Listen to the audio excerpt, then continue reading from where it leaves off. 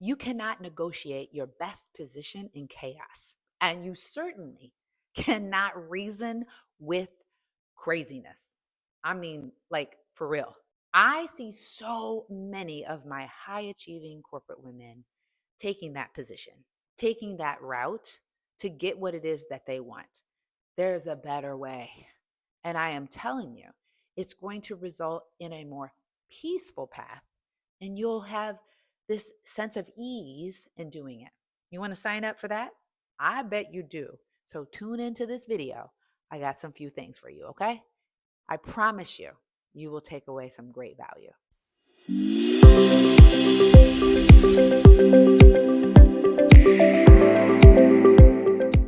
As I was driving back from Chicago, my car literally broke down. I pulled off to the gas station and then saw that, oh gosh, I need to move to another area. I turned my car off, try to turn it back on, wasn't working. And immediately I'm like, okay, maybe I didn't put my foot, pressed it further down on the brake, press the button, nothing. Instantly, I mean, I know you can film like, okay, is my car, what's wrong with my car? Like, you start going through all these scenarios in your mind, and instantly my heart rate starts getting a little kind of flustered. My daughter's in the car with me, and we had just came back from 3 amazing days in Chicago and Naperville, and we're headed back to Toledo. We stopped off at Gary, Indiana, where Michael Jackson's from, and to get gas. And that's the scenario that started. Now, let me tell you that as I thought about this, I'm like, okay, I'm thinking back like, oh, I remember it was just 4 days ago that I had a similar issue. Like it was kind of glitching. Maybe it's the battery. Is it the starter? Let me pull out the manual, right? You pull out the manual, you start to read it. Let me look it up online. Oh, let me watch this quick little YouTube video. All the while, I'm like, okay, something is literally wrong with my car. So what do I do next? I pull out my little insurance card and I go to roadside assistance and I begin to look up the number to see what I need to do. Meanwhile, we're all kind of feeling like, okay, plans have changed. We're going to have to get patient here because we're going to be sitting here for a little bit. So I called the roadside assistance, and the woman that came on to the customer service line, I could barely hear her. And she was speaking in a tone and a vernacular that I couldn't quite understand. Now, mind you, at the time, my passion, which is pause, assess, get some space, was in the trash because I wasn't really being patient at the time. And I could feel it. I could feel my heart rate going up. I could feel my head starting getting a little tense. And because I couldn't really hear her, I couldn't understand her, I was asking questions. And I don't believe that I was clearly listening. You see, I couldn't hear it.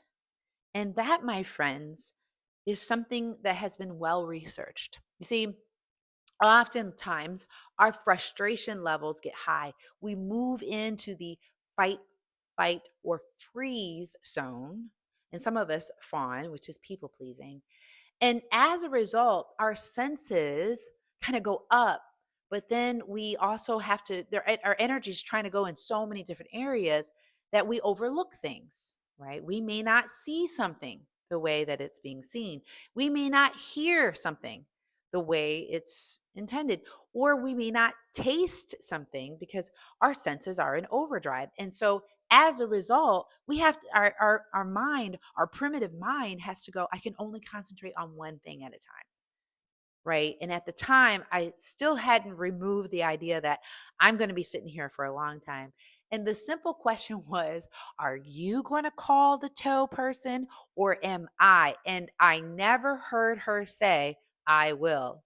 So we kept going around and going around and going around. How many of you can relate to this? I know, right? Because you start to not hear what it is that they're saying because you start getting a little kind of chaotic. And you cannot negotiate in chaos. So it would have been best at that particular time for me. My daughter was sitting here and she said, I can help you. And then she was getting on my nerves. And so it was like everybody was on my nerves. It would have probably been better had I taken my ego and pulled it out of the situation to give the phone to my daughter at the time because she was just a little bit more following the advice that I normally give. So that's just one example of sometimes we get into these positions and we don't realize that we can't do our best work doing that. And when I say you can't reason with crazy, I mean that when we are in those heightened emotional senses where we are fearing something, we have anxiety, or we're feeling depressed about something, those things speak louder than anything else. And so as a result, it's really hard to get through with someone when they have that heightened sense of emotion. And I know you know it's true. And this is the reason why I tell you that if you are seeking a result, you want something, it's better to get yourself in a position where you have strength. And the best position that you can be in is a peaceful position. Oh, sure, you're going to get uncomfortable. It's going to be difficult. It's going to be challenging. It might be hard, but you've got to get yourself emotionally in a better position. Who better than to talk about it than me? Because I am the queen of letting you know that I need to work on this. And you know what's so funny is because I'm always given these opportunities to do it. I see my life as a movie. Like, I realize that what comes to me, what I need to work on, comes to me. And I believe that because what I seek is seeking me. And so when I need to learn lessons, the lesson comes right there. And it was right there again for me with me and my daughter. So here's what I do know is that we've got to get to a point where we start to know that in our lives. We start to realize, oh my gosh, I am in chaos. I'm acting a little out of sorts. I am not in a position to be able to have a healthy dialogue right now. So, the better position, if I look back on that story, how could that story, and let's take that as a case study, how could I have done that better? See, because a lot of you are in negotiations on your job, you're trying to negotiate your salary, you are trying to talk to a person in a direct report or someone who is in a position over you that might be responsible for paying your paycheck or letting you have some time off. And you've gotten into that position that I'm in is like everything seems to be a little tense, chaotic, stressful. I would say do what I talk about in my passion acronym. You got to pause a moment, right? Because even when I was on the phone with that lady, I said, hold on one second. This is nothing against you. Okay. I don't want this to be a tenseful conversation. I am not angry. This is what I said. I'm not angry, but I'm not understanding you. So, would you mind if I would ask some questions? Right. I would ask some questions and then you can respond to me with a yes or a no or a one word answer. The lawyer mind in me started kind of thinking, let me ask some direct questions. There's direct questions and then there's open ended. Direct questions yield a, yes, no response. An open ended question has a lot more flavor to that answer. And at that time, I didn't want a lot of flavor. I just wanted a yes or a no. Okay. And so I thought I just could do that. But as I began to talk and as she began to talk, the yes, no started turning into a whole bunch of other things. And it just didn't result well. So what I could have done better is pause and say, can I just take a moment, right? Can I put this on pause for a moment? Give myself 90 seconds. 90 seconds, please. And that's a long time, right? Like that's a minute and a half. That's a long time. In 2025, that's a long time to really give myself time to pause. But that actually would have been so much better. Had I paused, had I breathed, had I maybe even had a conversation, I could have even had a conversation with my daughter at that moment and she could have talked to me, but then that's a part of passion is to pause, right? And then to assess the situation. Like if you're at work and you're in the meeting, you're like, hey, can you just give me a second? I just need a second, right? And I just need to go to the bathroom and come back. You go to the bathroom. It takes a good 3, 4, 5 minutes to go to the bathroom. You can take time to pause during that time, right? And then the A in passion, which is my acronym, is to assess yourself, right? Okay, is this, what am I doing? Am I upset? I know you're frustrated. I know you're angry. She's just trying to help. Trying to find compassion in that position, it will change things, right? And and then assess the space and then say, oh gosh, well, still not a good space. Maybe I need more space, right? Like, then get back on the phone with her and tell her, hey, do you have a callback number, right? That I can call you back to talk about this situation a little bit further, or maybe I get a different customer service representative, right? So that pausing, that assessing, that space gives me time to have good dialogue, because pausing, assessing, getting some space, getting still for a moment, getting to be silent with myself, then speak. That's the second S in passion, P.A.S.S. passion, right? Is to then speak. Then I can have a conversation. You see, doing these highly emotionally intelligent things allows you to get what you want without pushing and forcing, raising your blood pressure, being crazy, doing something that you are going to regret. And something you're going to have to go back and say, oh, I could have done that better. Sorry. I'm sorry. Right. Those only go so far, saying sorry, sorry, sorry. Because after a while, it's just like, okay, when will you learn this lesson? When are you going to have an emotional denominator? Listen to when I say emotional denominator, meaning like your baseline is of, gratitude and ease and joy and compassion and kindness. Like that's your baseline. Because so many people's baseline tends to be up here, meaning like a little frustrated, a little anxious, a little on edge, little, right? Kind of like someone can say something to you and then boom, right? You're right in there blowing, or you're right in there walking away, or you're freezing, or you're right away fawning. Oh, I'm so sorry. I didn't mean to say that. I hope you name me, right? So, like, it's your emotional baseline. And I've come to realize my goal in my life is to have an emotional baseline where I'm at ease. Like I do have joy.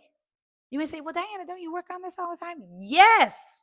But my emotional baseline before I even started working with y'all, teaching you guys this stuff, because I'm the student more than you, my emotional baseline was, I know you better not. You better not get in my lane. You better not say that to me. And I was just on edge. I call it high beta. So we also need to work on our emotional baseline. So when you pass, which is pause, assess, get some space, be silent or still, and then speak, you have a different outcome.